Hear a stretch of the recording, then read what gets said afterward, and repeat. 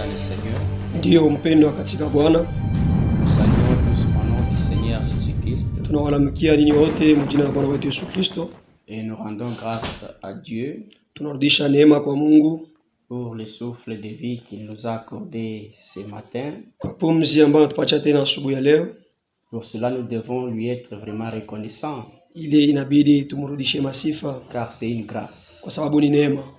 Avant d'écouter la parole du Seigneur, Kabla ya kusikia neno la Mungu, nous voulons d'abord prier. tunafia kuomba.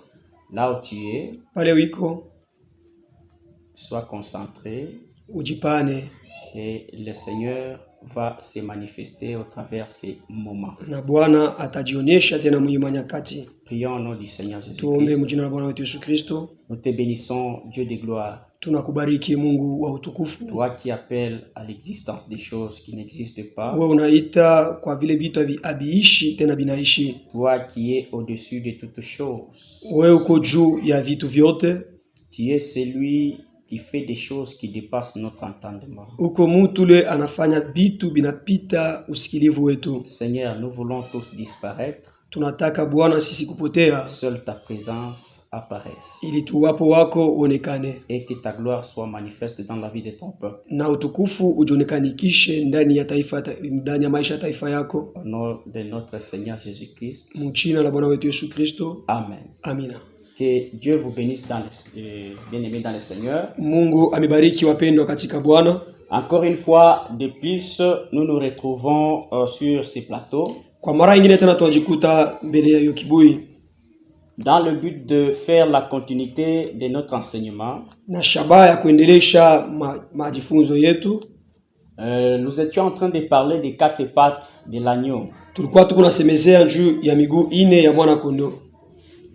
Nous avions eu à lire dans le livre d'Exode chapitre 12. Tulisoma mkitabu cha Kutoka sura ya 12.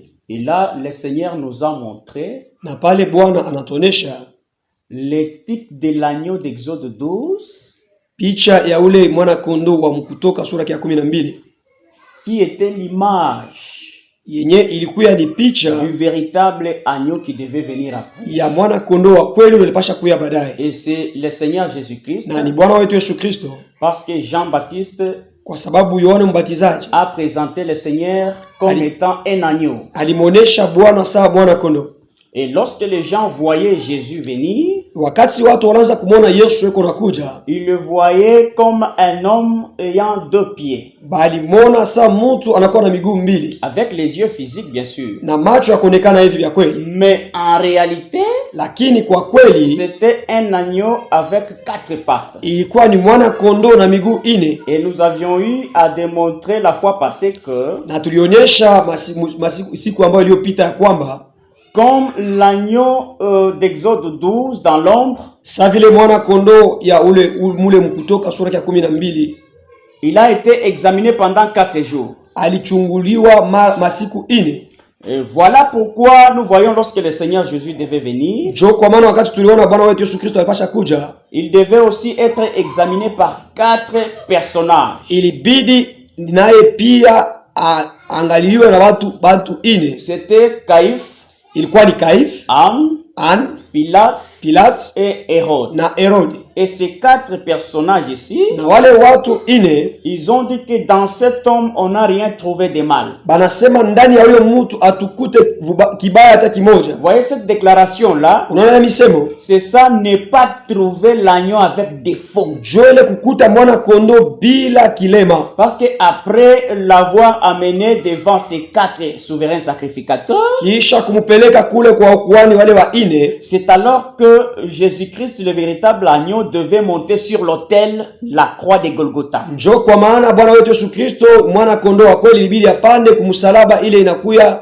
madhabahu ya Golgotha. Voilà, c'est ce qui s'est passé dans l'ombre. Joele lipitikana mkimvuli. Après avoir examiné l'agneau pendant 4 jours, Kisha kuchunguza mwana kondoo masiku ine, c'est alors que cet agneau devait être consommé. njo pale ule mwana kondoo libidi akuliwe. C'est ça à la loi et au témoignage. Njo hii kwa sheria na ushuda. Et si on ne parle pas ainsi, il n'y aura point d'erreur pour le peuple. Na kama tuseme hivi hakutakuya mapambazuko juu ya taifa. Oui, bien-aimés dans le Seigneur, Ndiyo mpendo katika Bwana, nous sommes là pour continuer avec nos enseignements. tuko pale njoo kuendelesha na mafundisho yetu. Et aujourd'hui, nous allons parler de quelque chose Leo tutasemezea juu ya kitu fulani avant de passer au premier parler.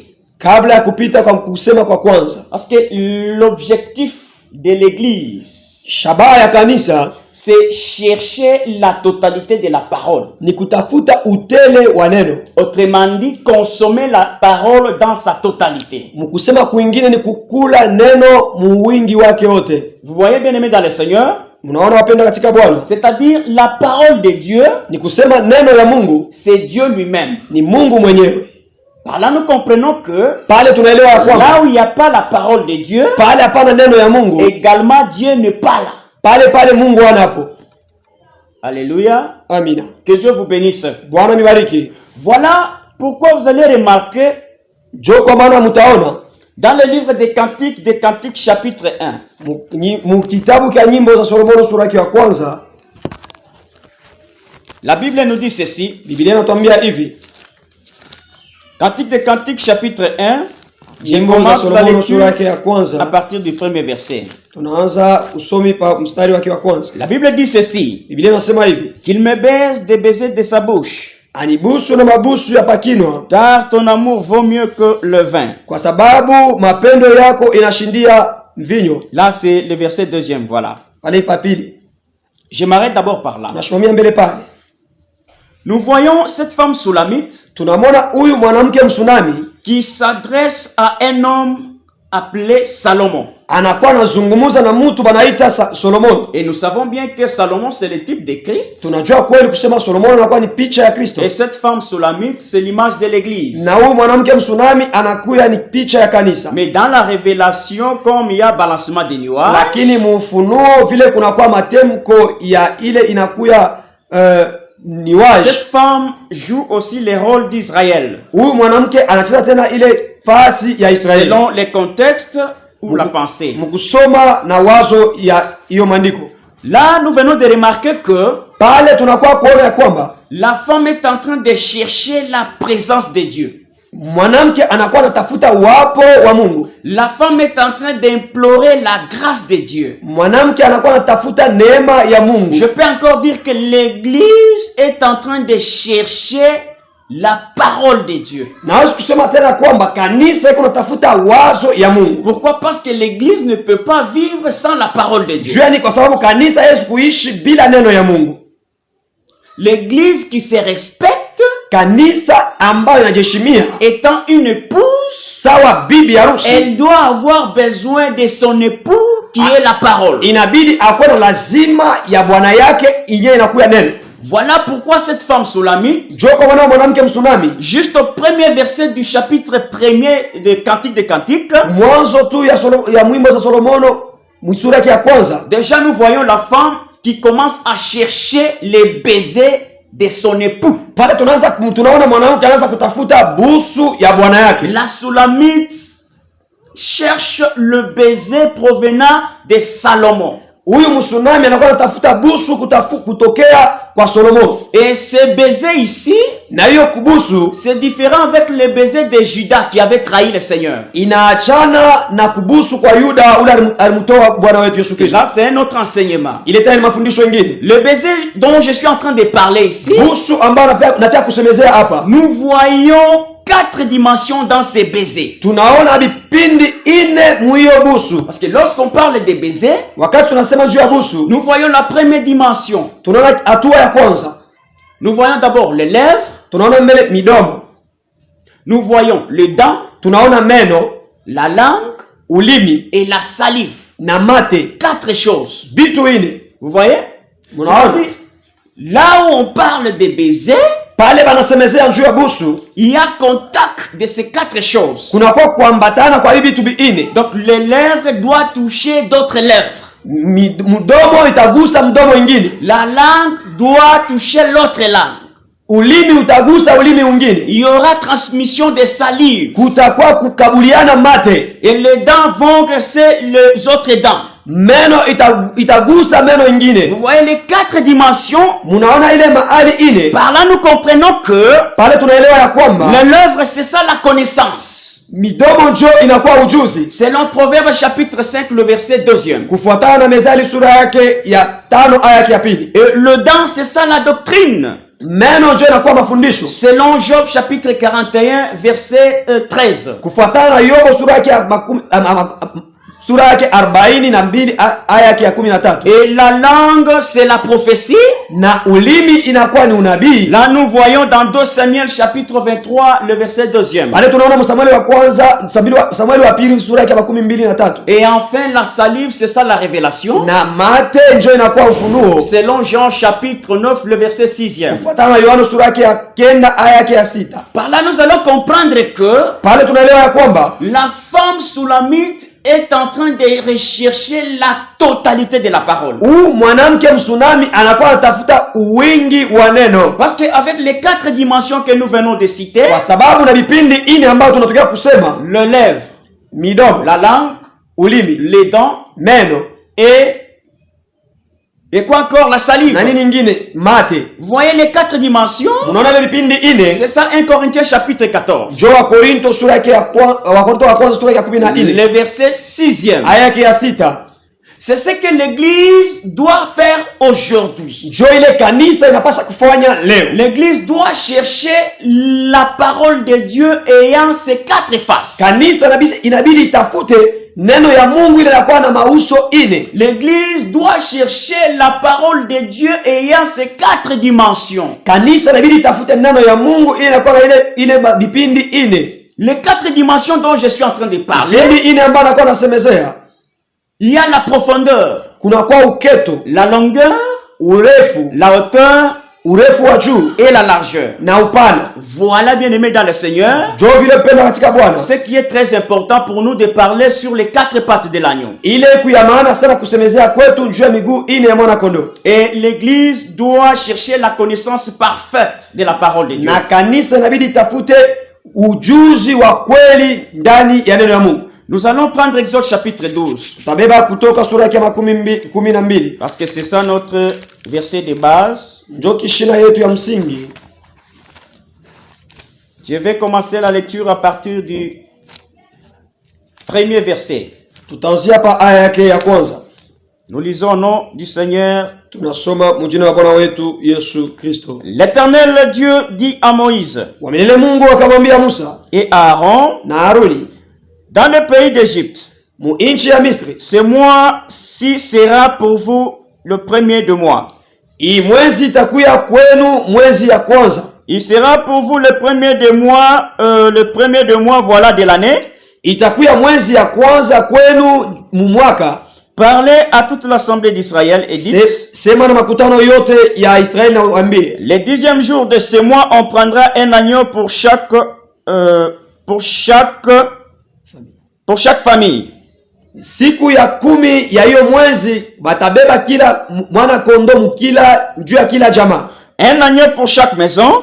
Mwana kondo moja juu ya nyumba moja. Si la maison est trop peu nombreuse, kama nyumba mko watu kidogo, pour un agneau, on le prendra avec son plus prochain voisin. Juu ya mwana kondo mutabeba na majirani yenu ya karibu. Selon le nombre de personnes. Kufuatana na wingi wa watu. Vous compterez pour cet agneau d'après ce que chacun peut manger. Mutahesabia juu kwa vipande vya ule mwana kondo kufuatana kila mtu atakula. Ce sera un agneau sans défaut. Atakuya ni mwana kondo bila kosa. Mâle, mwanaume âgé d'un an.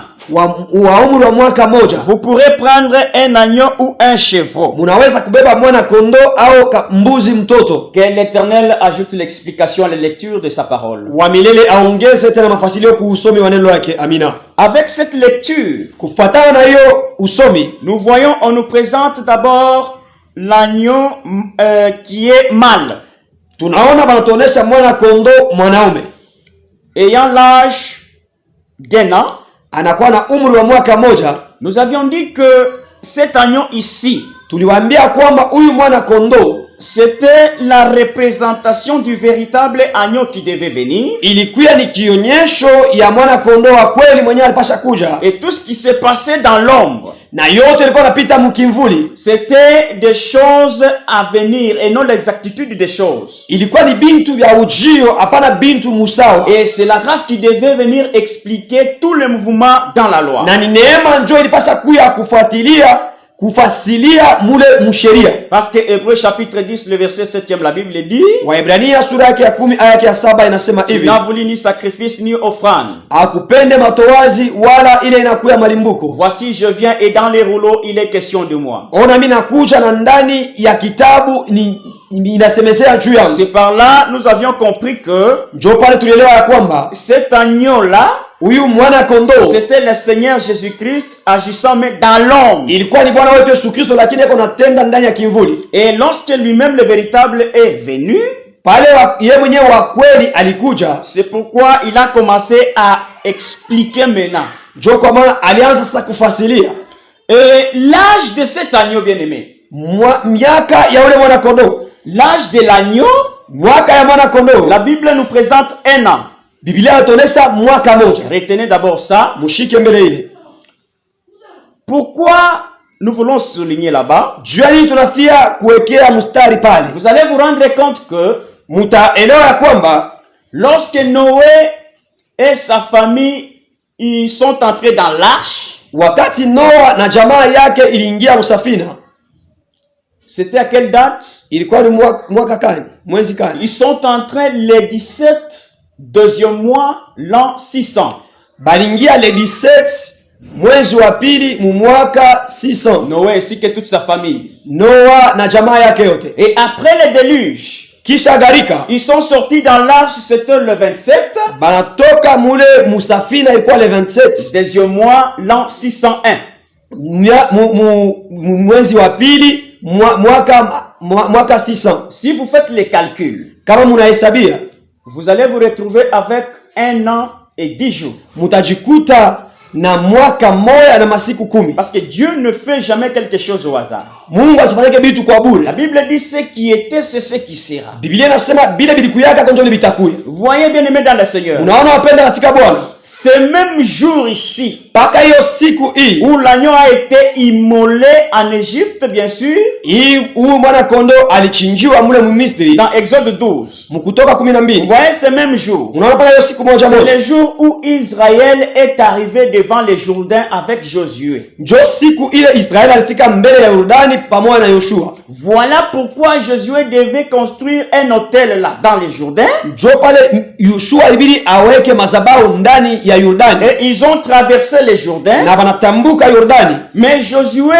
n'a pas mis les sacrifices sur l'autel. Lakini Yoshua asikweke sadaka pale pa madhabahu. Lorsqu'on construit un hôtel, wakati banajenga madhabahu, là nous voyons directement les sacrifices qui doivent être posés sur cet hôtel là. Pale tunaona ile sadaka inapasa kuwekwa pale pa madhabahu. Mais Josué lui il a construit juste l'autel et ils sont passés. Yoshua ye alijenga tu madhabahu kisha banapita.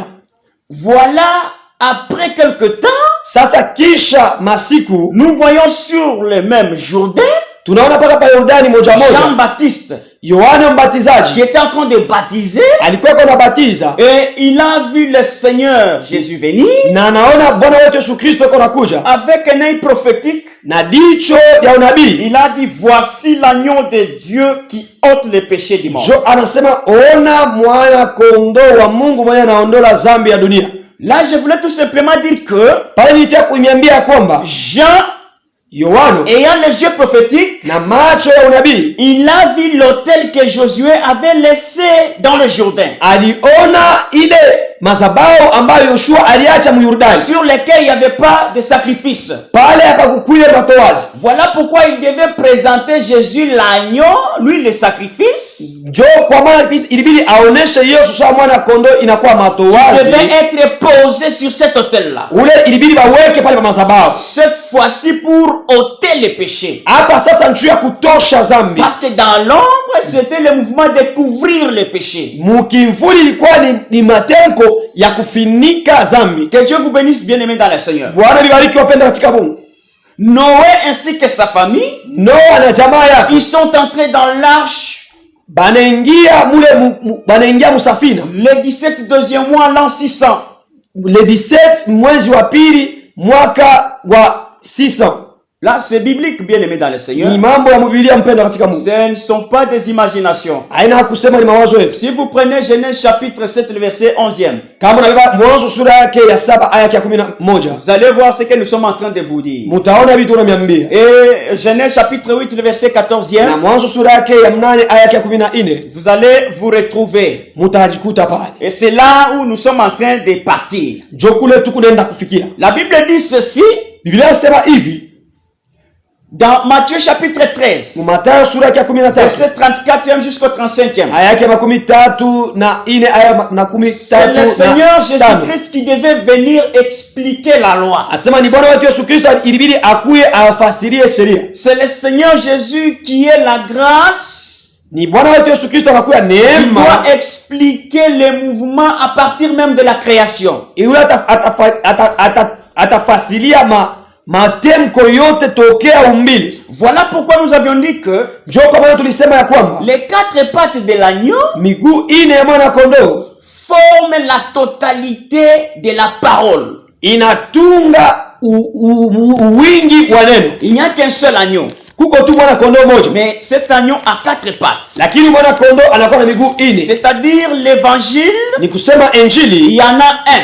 kuko tu ni moja, Mais cet évangile lakini hiyo injili a quatre faces. inakuwa na vipande ine. La première face, Kipande ya kwanza c'est ça le parler par connaissance, njo kusema kwa ujuzi, le parler par doctrine, kusema kwa mafundisho, le parler par révélation kusema kwa ufunuo et le parler par prophétie. na kusema kwa unabii. Lorsque vous prenez Ephésiens chapitre 18, Wakati unasema unabeba wa Efeso sura yake ya 18 à partir du 3e verset, aya yake ya 3, c'est là où l'apôtre Paul nous dit, njo kule mtume Paulo il anatuambia, est en train de nous présenter aussi quatre dimensions. eko anatuambia tena mabipindi ine. Là, on nous parle de la profondeur. Pale wanatusemezea njoo ya uketo, C'est ça le parler par révélation. njoo kusema kwa ufunuo. Il y a aussi la hauteur. Kuna kwa urefu, C'est ça le parler par prophétie. kuna kwa njoo kusema kwa unabii. Il y a la longueur. Kuna kwa urefu wa C'est ça juu, le parler par connaissance. njoo kusema kwa ujuzi. Et la largeur, Na upana, le parler par doctrine. kusema kwa mafundisho. Vous voyez les quatre choses là. Maana bintu ine Nous avions dit que tulisema ya kwamba c'est ça la représentation des quatre femmes de Jacob. njoo kionyesho ya wabibi ine wa Yakobo: Rachel, Rakeli, Léa. Lea.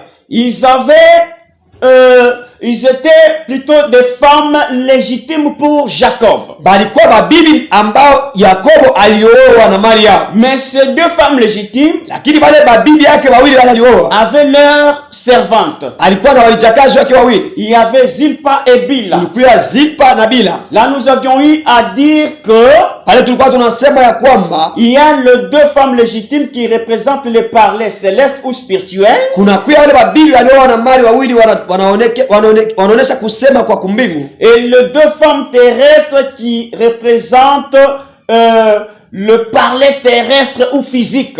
na wale mabibi wawili wanaonesha kusema kwa chini, C'est ça à la loi et au témoignage. jo ile kwa sheria na ushuda. Et nous avions dit que le deux là, nous les retrouvons dans Jean chapitre 3e, verset 12. Tunasema wale wawili tuliwapata Yohana sura yake ya 3 aya ya 12. Là, nous avions vu les deux parler du Seigneur. Pale tunaona misemo mbili ya Bwana, Le parler céleste et le parler terrestre. kusema kwa kumbingu na kusema kwa dunia. Maintenant, parler par connaissance, c'est quoi? Kusema kwa ujuzi ni nini? Je sais que nous courons derrière les temps. Minajua sasa tunakimbishia nyuma ya wakati. Comme c'est un enseignement trop vaste, Vile inakuwa ni mafundisho ambayo inaendelea. nous allons commencer à évoluer petit à petit comme ça, Tutaenda nayo mpaka hivi kidogo kidogo, jusqu'à ce que nous allons mettre un point virgule. mpaka na pale tutaweka mkato. Le parler par connaissance, c'est quoi? Kusema kwa ujuzi ni nini? Ce que vous devez retenir, bien aimé, Kinyi mnaweza kushika wapendwa, vous qui êtes en train de nous suivre, mwenye ambao mnakuwa mnatufuata, vous qui êtes prédicateur, mwenye mnakuwa wahubiri, ministre de la parole, waziri wa neno, disciple, mwanafasi, donc toute forme de serviteur, mahali yote watumishi, tous ceux qui ont été appelés par le Seigneur. wale wote waliitwa kwa Bwana. Nous devons chercher la connaissance. Inabidi tutafute ujuzi. L'autre fois, j'avais dit que Wakati ingine nilisema ya kwamba vous voyez la Bible telle qu'elle est. munaona Biblia vile iko, Il y a des livres kuna kuya vitabu prophétiques, vya unabii, des livres historiques, ile inakuwa mahistoria des livres poétiques. na ile inakuwa ya mapoeti. Lorsque vous prenez Luc chapitre 24, Wakati wa Luka sura yake ya 24 le verset 44e jusqu'au 45e, aya yake ya 14 na 14, là nous voyons les 3 étapes de la loi, pale tunaona vipindi tatu vya sheria. c'est-à-dire la loi, le psaume et le prophète. Tunaona sheria, La loi, le psaume et le prophète. tunaona sheria, tunaona wanabii, kisha tunaona tena na mazaburi. Là, c'est la période de l'ancienne alliance. Ile ni kipindi cha agano la kale. Maintenant, la grâce, Sasa neema elle est là pour expliquer ces 3 choses. eko pale nje kufasiria vile vitu vitatu. Or, les 3 ici, ça s'appelle aussi la loi en général. Hivi vyote vitatu vinaitwa sheria kwa wingi. Parce que lorsque le prophète est en train de parler, Wakati wanabii walikuwa wanasema, il parlait avec l'esprit de Christ en eux. walikuwa wanasema na roho ya Kristo ndani yao. Le psalmiste aussi, Wale mazaburi nao pia, et même les 5 livres de Moïse. hata vitabu 5 vya Musa. Maintenant, avec le parler par connaissance, Na mkusema kwa ujuzi, nous devons retenir d'abord les livres tels que ça se suive. inabidi tushike vitabu vile vinajipanga, Avoir les contextes selon le livre où vous pouvez vous retrouver en train de parler. inabidi kujua namna gani ya kile kitabu mnafia kusemezea. Tu ne peux pas prêcher l'histoire de Joseph Ni kusema hawezi kusemezea historia ya si tu n'as Yusufu pas encore maîtrisé cette histoire-là dans les détails. kama hauyashika ile historia. Tu dois d'abord avoir l'histoire en tête, Inabidi kuwa na ile historia mkichwa telle que ça se suit, vile inafuatana, et quand tu lis, na wakati unasoma tu dois fournir un effort de ne pas se retrouver en dehors, hors contexte. inabidi ufanye yote wezekanao usijikute nje ya neno. C'est ça la connaissance. Njo yenyewe inakuya ujuzi, Et après avoir maîtrisé cette connaissance-là de la lecture, na kisha kushika ile ujuzi wa neno, c'est-à-dire de Genèse à Apocalypse, ni kusema kuanzia kumwanzo mpaka Ufunuo. là, tu sauras maintenant monter.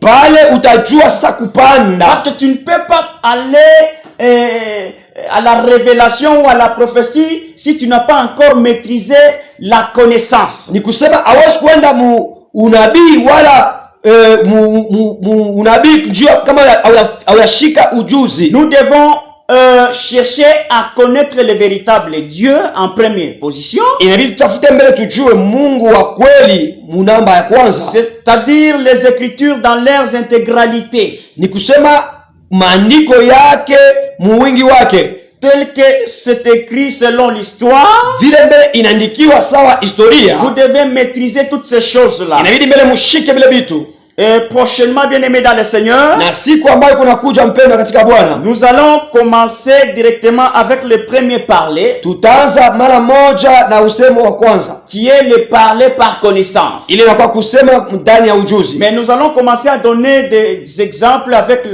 le parler par révélation, par prophétie et par doctrine. Tutaanza kuleta mfano mkusema kwa unabii, kwa unabii na kwa mafundisho. Oui, question de référence parce que nous pouvons parler par connaissance. Tunaweza tunasemezea muujuzi, Mais là-dedans, nous touchons aussi la révélation. lakini mule ndani tunashika ufunuo. Après, nous fermons la parenthèse. Kisha tunafunga Nous mkaguo, continuons avec le parler par connaissance. tunaendelea na kusema kwa ujuzi. Le jour où nous allons toucher aussi le parler par révélation, Siku tutasemezea juu ya udani ya ufunuo. nous serons obligés de toucher aussi le parler par connaissance.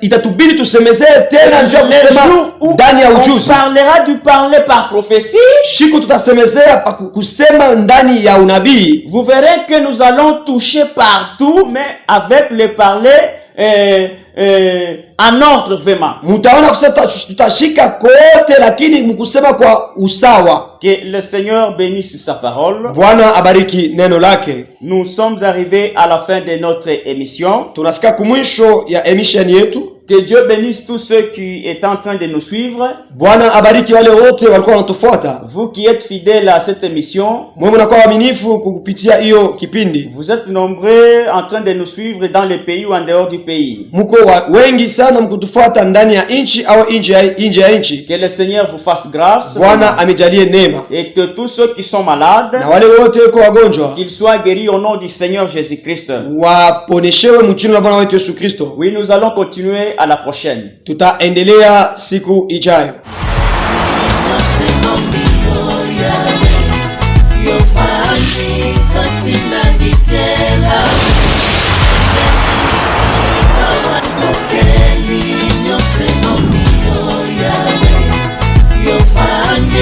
Katina